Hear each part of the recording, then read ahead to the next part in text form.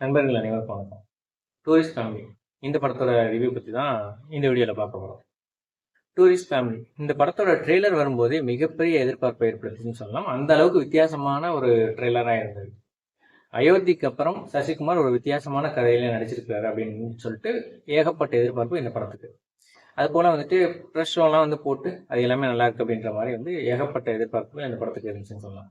அந்த எதிர்பார்ப்புகளை எல்லாம் இந்த படம் பூர்த்தி செஞ்சிருக்கா அப்படின்றது தான் இந்த வீடியோல பார்க்க போறோம். இந்த படத்தோட கதை என்ன?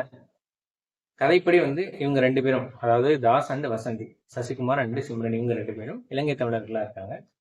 அவங்க வந்துட்டு அங்கே நடக்கிற பொருளாதார நெருக்கடி காரணமா வெளியேற்றத்தை சமாளிக்க முடியாம இந்தியாவுக்கு தப்பிச்சு வராங்க கள்ளத்தோணி மூலமா. இங்க வந்து போலீஸ் கிட்ட மாட்டிடுறாங்க. அந்த போலீஸ் அதிகாரி ரமேஷ்ல அவர் வந்து இவங்களோட கதையை கேட்டு அந்த சென்டிமெண்டான கதையில வந்து ஈர்க்கப்பட்டு ஸோ அவங்க வந்து ஹெல்ப் பண்றாங்க இந்த குடும்பத்துக்கு. ஸோ இவங்க வந்து சென்னையில் வந்து இருந்து தாங்கள் வந்து கேரளாலேருந்து வர்றோம் அப்படின்ற மாதிரி சொல்லி சென்னையில் தங்களோட இயல்பு வாழ்க்கையை தொடர்றாங்க. அப்போ வந்து ராமேஸ்வரத்தில் ஒரு குண்டுவெடிப்பு நடக்குது. அந்த குண்டுவெடிப்புக்கு தாஸ் குடும்பம் தான் காரணமோ அப்படின்னு சொல்லிட்டு போலீஸோட விசாரணை வளையத்துக்குள்ளே இவங்க வராங்க. ஸோ இவங்க குடும்பத்துக்கு என்ன ஆச்சு, தொடர்ந்து அவங்க இங்கே தங்குனாங்களா, என்ன ஆச்சு அப்படின்றது தான் இந்த படத்தோட மீதி கதை. ஸோ இலங்கை தமிழர்கள் கதை அப்படின்னாலே வந்து ரொம்பவே ஒரு அப்படியே வந்து அழகி கசக்கி பிழிகிற மாதிரி இருக்கும் அப்படின்ற மாதிரி தான் நிறைய பேர் எதிர்பார்த்துருப்பாங்க. ஏன்னா இது வரைக்கும் ஏற்கனவே வந்துட்டு சிம்ரன் கூட கன்னத்தில் முத்தமிட்டால் அப்படின்ற படத்தை நடிச்சிருக்காங்க. அது வந்து கொஞ்சம் எமோஷனல் ஓவரா இருக்கிற ஒரு திரைப்படம்னு சொல்லலாம். இதே போல ராமேஸ்வரம் அப்படின்னு சொல்லிட்டு ஜீவா வந்து ஒரு படம் நடிச்சிருக்காரு. அதுவும் வந்து ரொம்ப வந்து ஒரு எமோஷனலி ரொம்ப ஒரு நம்மளை மனசை கூட்டு பிழிகிற திரைப்படம் தான். ஸோ அந்த மாதிரியான திரைப்படமா இருக்குமோ அப்படின்ற மாதிரி வந்து நிறைய பேருக்கு எதிர்பார்ப்பு இருக்கலாம். ஆனால் வந்து அதை வந்து ட்ரெய்லர்லேயே உடைச்சிட்டாங்க. இது அந்த மாதிரி படம் கிடையாது. இது அப்படியே வந்து இலங்கை தமிழர்களோட அவங்களோட நகைச்சுவை பக்கத்தையும் வந்து காட்டுற ஒரு திரைப்படமா இருக்கும் அப்படின்றது ட்ரெய்லர்லேயே காமிச்சிட்டாங்க. தாஸ் அப்படின்ற கேரக்டர்ல சசிகுமார் அவர் தான் வந்து இந்த படத்தை தூக்கி நிப்பாட்டி இருக்காருன்னு சொல்லலாம்.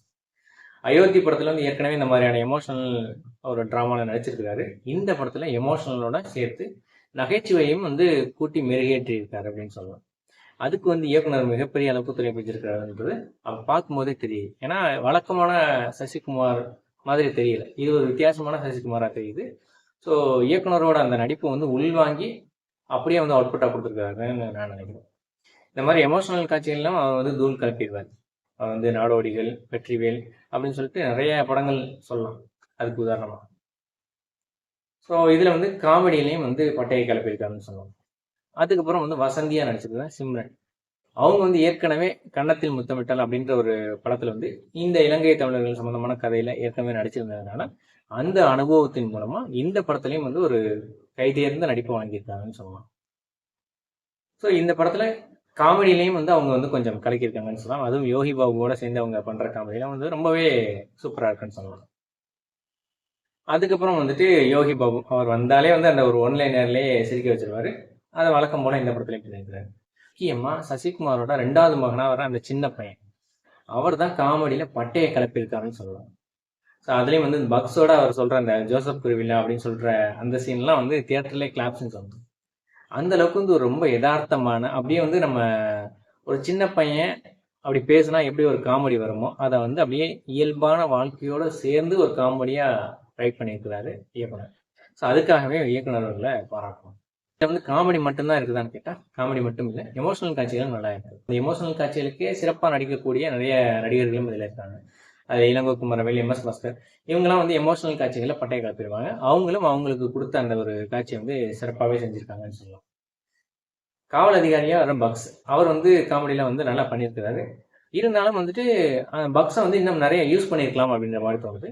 இந்த படத்துலேயே வந்து மிகப்பெரிய நெகட்டிவ் என்ன அப்படின்னு பார்த்தா, பக்ஸ் வந்து ஒரு நல்ல ஒரு காமெடி ஆர்டிஸ்ட். அவரை வச்சு இன்னும் காமெடி வந்து இன்னும் என்லார்ஜ் பண்ணியிருக்கலாம். அதை வந்து மிஸ் பண்ணிட்டார் இயக்குனர் அப்படின்ற மாதிரி தான் தோணுது.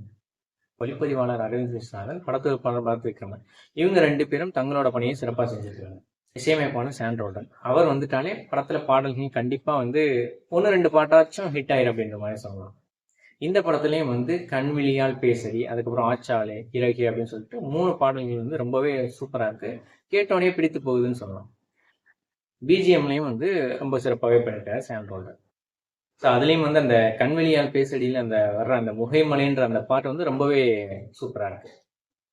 இயக்குனருக்கு வந்து அந்த குடும்ப பாங்கான திரைப்படங்கள் ரொம்பவே பிடிக்கும் அப்படின்ற மாதிரி சொல்லியிருந்தாரு.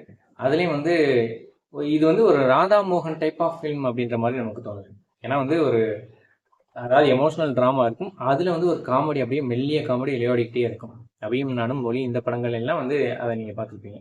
ஸோ அதில் நடிச்சிருக்கிற நடிகர்கள் பெரும்பாலும் வந்து ராதாமோகன் திரைப்படத்தில் வந்து இளங்கோ குமரவேல், எம்.எஸ். மஸ்கர் இவங்கெல்லாம் இருப்பாங்க. அவங்களும் இந்த படத்தில் நடிச்சிருக்கிறதுனால அந்த மாதிரியான ஒரு எண்ணம் வருவதை தவிர்க்கவே முடியல.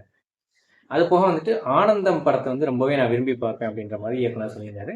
ஆனந்தம் படத்துலையும் வந்து ஒரு மெல்லிய நகைச்சுவை வந்து இடைவரும்.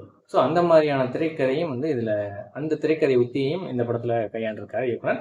அது வந்து அவருக்கு ஒரு பாசிட்டிவான அவுட்புட்டே கொடுத்துருக்குன்னு சொல்லலாம். மொத்தத்தில் இந்த திரைப்படம் எப்படி இருக்குன்னு பார்த்தீங்கன்னா, இந்த படத்துலேயே ஒரு பாடல் வருது, முகைமலை அப்படின்னு சொல்லிட்டு ஒரு லைன் வருது. ஸோ அந்த முகைமலைக்கு அர்த்தம் என்ன அப்படின்னா, மொட்டுகள் அரும்பும்போது பெய்யும் மழை.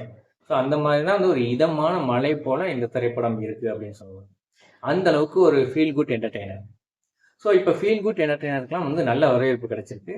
அதனால தான் வந்து சச்சின் ரீரிலீஸும் மிகப்பெரிய அளவுக்கு ஹிட் ஆயிருக்குன்னு சொல்லணும்.